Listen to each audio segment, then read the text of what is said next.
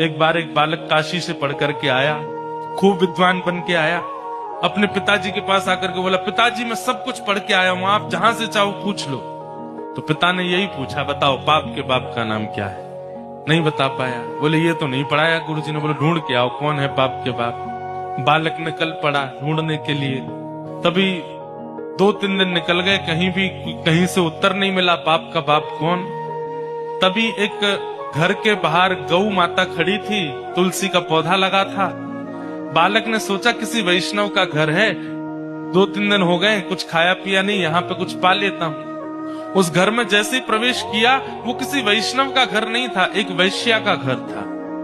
तो वैश्या ने जैसे ही बालक को देखा, ब्राह्मण बालक, त्रिपुंड लगाए, शिखा रखी है, धोती पहन करके, हाथों में वेद लगे हैं, तुरंत वैश्या आई जल का पात्र लेकर के, महाराज जलपान कीजिए।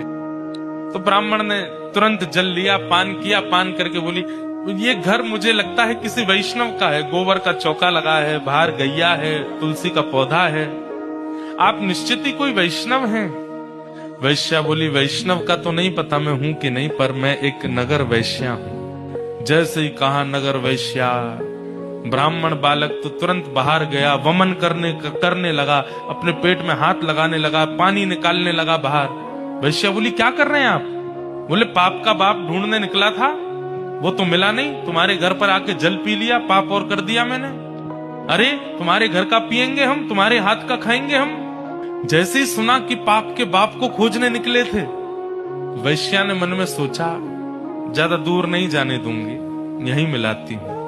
अब भगवान जल पी ही लिया है आपने, पाप तो हो ही गया आपसे, अब तो आपको जाना पड़ेगा, नदी स्नान करनी पड़ेगी, जनेऊ बदलनी पड़ेगी, पंचगव्य पान करना पड़ेगा, तभी आप शुद्ध होगे। ब्राह्मण बोले, और नहीं तो ये सब करना पड़ेगा तभी शुद्ध होऊंगा मैं। तो जब पाप हो ही गया है तो थोड़ा और कर लीजिए। बोले मतलब?